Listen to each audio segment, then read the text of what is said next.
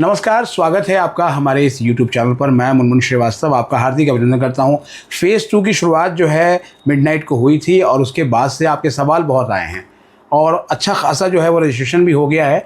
हम मौजूद हैं आपके सवालों के साथ प्रोफेसर विजय लक्ष्मी नंदा के पास, जो कि प्रिंसिपल हैं मिरांडा हाउस कॉलेज की, और एक एक्सपर्ट के तौर पर वो आपके सवालों के जवाब देंगी। स्वागत है प्रोफेसर नंदा हमारे चैनल पर। नमस्कार मुनमुन जी। मैम, बहुत सवाल आ रहे हैं और स्टूडेंट्स का कहना है कि हमें उनके जवाब चाहिए, और पहला सवाल यही है कि फ़ेज़ 2 लॉन्च हो गया है तो क्या अभी भर देना चाहिए हमें? आप पहले तो आप अपना लिस्ट बना दें, इमीडिएटली मत भरिए। जो भी आपका प्रेफरेंस लिस्ट है उसको अच्छे से रिसर्च करके बना दीजिए। जब एक बार बन जाए तो अच्छे से उसको भरिए। जब लास्ट में आप करेंगे तब आप उसको लिस्ट को सेव कर लीजिए। ये बहुत ज़रूरी है कि आप लास्ट में सेव कीजिए। लेकिन अभी आप अपना रिसर्च को बरकरार रखें। मैंने पहले भी बताया है कि वेबसाइट्स पे जाएं, वेबसाइट को देखिए, कॉलेजेस के कॉलेज, उनकी प्रायोरिटी लिस्ट कैसे आप बनाओगे वो देख लीजिए। फिर उसके बाद आप इसको भरिए, निश्चिंत से भरिए। लेकिन पहले अपना रिसर्च और अपना जो पूरा एक मैं कहती हूँ विजन बोर्ड वो बना के रख लें। वो आपको लास्ट ईयर के कट ऑफ से मिल जाएगा। ड्यू की ये जो common allocation seat allocation system की जो किताब है उसमें सारी डिटेल्स है, ये ज़रूर आप देखें। और इसको अगर देखने के बाद आपको और कहीं देखने की ज़रूरत भी नहीं है। और मैम, जो सीट मैट्रिक्स है वो भी देखना कितना इम्पोर्टेंट है? सीट मैट्रिक्स देखना बहुत इंपॉर्टेंट है। और सीट मैट्रिक्स कैसे हैं, बीए प्रोग्राम, बीए मल्टीडिसिप्लिनरी में सीट मैट्रिक्स होता है।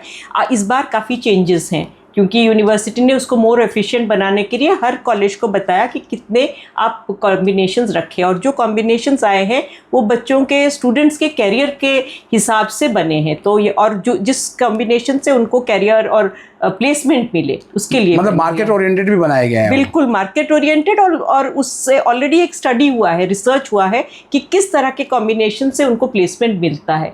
तो उस हिसाब से उन्होंने बहुत अच्छे अच्छे कॉम्बिनेशंस बनाए हैं। और आप अच्छे से सीट मैट्रिक्स को देखिए, वो 35 पेजेस को अच्छे से पढ़िए। और उससे मैक्सिमम सवाल जो है वो कॉलेज की फ़ीस को लेकर आए हुए हैं। तो क्या फ़ीस कहाँ से देख पाएंगे बच्चे? कॉलेज के वेबसाइट में बिल्कुल फ़ीस लिखी हुई है और हर वेबसाइट आप विजिट करें, वहाँ पे फ़ीस है, आपको वहाँ से डिटेल्स मिल जाएंगी।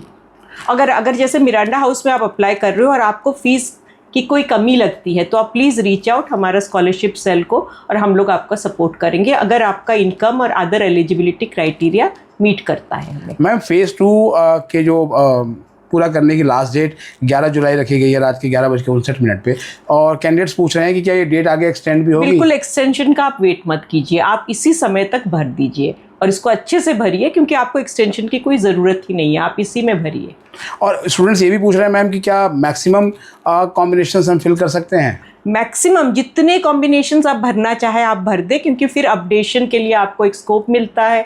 और क्योंकि बाद में आप सोचेंगे हम ये भर देते तो अच्छा रहता, तो सीट मिलने के लिए मैक्सिमम कॉम्बिनेशन भरना चाहिए। तो मैम, कितनी जो है वो प्रेफरेंसेस बनाना सेफ़ है? कह रहे हैं सेफ स्कोर फॉर ड्यू, ये भी बहुत सारे बच्चे सवाल पूछ रहे हैं। कितनी? मैं तो कहूँगी आप जितने बना सकते हैं आप बनाएं, जो आपके हिसाब से लगता है कि आपके कॉम्बिनेशन और आपके सब्जेक्ट मैपिंग से करेक्ट हो।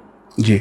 और कुछ स्टूडेंट मैम जो है वो ये भी कह रहे हैं कि हमारे बहुत अच्छे मार्क्स क्लास 12 में आए हैं और इवैल्यूएशन में भी हमारे मार्क्स और बढ़ गए हैं, लेकिन सीयूटी में नंबर कम आए हैं, तो क्या होगा मैम उनका? नहीं, उससे तो कुछ नहीं होगा, आपको सीयूटी मार्क्स से ही जाना पड़ेगा। लेकिन ये अच्छी बात है कि आपके रिजल्ट्स अच्छे हैं, तो उसके लिए आपको कॉन्ग्रेचुलेशंस। लेकिन हाँ, कभी कभार क्या होता है, जब डीयू में कुछ सीट्स बच जाती है कुछ कॉलेजेस में, वहाँ पे एक मेरिट लिस्ट बनती है जो 12 से बनती है। और जहाँ पे टाई होता है, अगर कोई टाई हो गया आपका एक सीट के लिए, तो वहाँ 12th मार्क्स देखी जाती है कभी कभार। लेकिन आप अभी तो सीयूटी मार्क्स ही होगा। जी।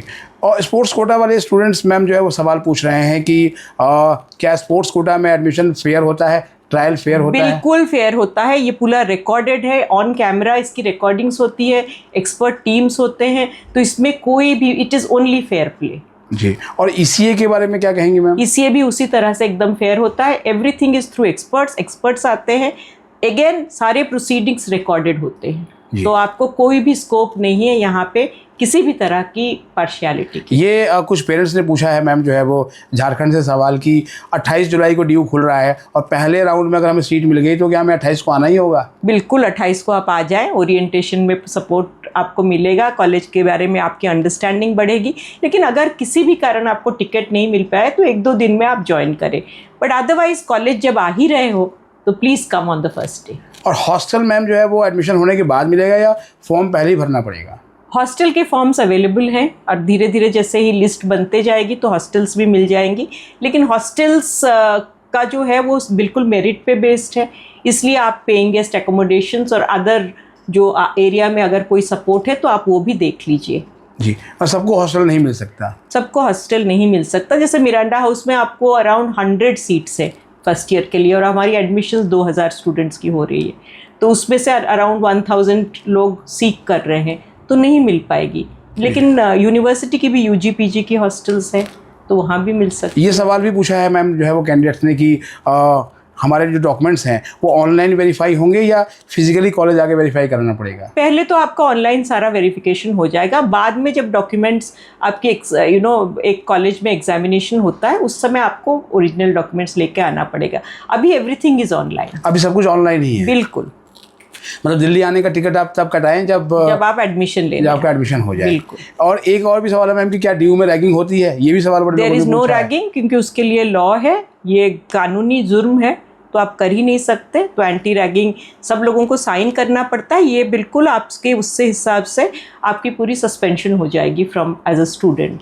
तो निश्चिंत होके आइए, बिल्कुल सेफ एनवायरनमेंट है डीयू में। और इसी में सवाल जुड़ा हुआ है मैम कि क्या रैगिंग का जो एंटी रैगिंग जो सर्टिफिकेट है वो भी बना के रखना है पहले से, या फिर जब एडमिशन होगा उसके बाद? जब एडमिशन होगा तभी आपको ओरिएंटेशन के साथ साथ वो आपको साइन करना होता है, तो वो बन जाता है। और ये सवाल मैम ओबीसी एनसीएल वालों का है कि जो सर्टिफिकेट है वो सेंट्रलाइज चाहिए या फिर स्टेट का भी चलेगा? जो आपको गवर्नमेंट गाइडलाइंस के हिसाब से जो जिसकी सिग्नेचर चाहिए वो होना चाहिए, और डेट भी आपका करेक्ट होना चाहिए। बाद में देंगे ये नहीं चलेगा, मतलब 1 अप्रैल के बाद का होना चाहिए। वो आपको वो डेट बिल्कुल ध्यान में रखना चाहिए, और जो बॉडीज़ है वो गवर्नमेंट ऑर्डर के हिसाब से उन बॉडीज़ की सिग्नेचर होनी चाहिए। एक सवाल मैम जो है वो खासतौर पर पूछा है बंगाल से स्टूडेंट्स ने कि क्या डीयू में बहुत ही स्ट्रिक्ट अटेंडेंस होती है? अटेंडेंस इज स्ट्रिक्ट और होना भी चाहिए। 67% आपका 66.7% अटेंडेंस है एग्ज़ाम देने के लिए। अब जब आप डीयू तक आ ही रहे हो तो आपको अटेंडेंस लेना चाहिए, लेकिन अगर आप ईसीए में पार्टिसिपेट कर रहे हो, किसी कंपटीशन में हो, तब आपको उसकी अटेंडेंस मिल जाती है। और एक सवाल और भी है मैम, ये भी बहुत मैक्सिमम स्टूडेंट ने पूछा है कि क्या हमें एक साथ कई कॉलेज में एडमिशन मिलेगा या कि सिर्फ एक कॉलेज में सीट मिलेगी? एक ही कॉलेज में आपको सीट मिलेगा, जब अपडेशन होगा तब चेंज होगा।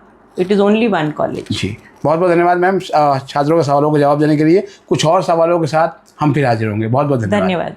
तो आपने सुना प्रोफेसर विजय लक्ष्मी नंदा को और आपके सवालों के जवाब दिए उन्होंने। तो आप भी अपने सवाल कमेंट बॉक्स में लिख दीजिए और उनके जवाब भी जो है वो हम लेकर आप तक पहुँचाने की पूरी कोशिश करेंगे।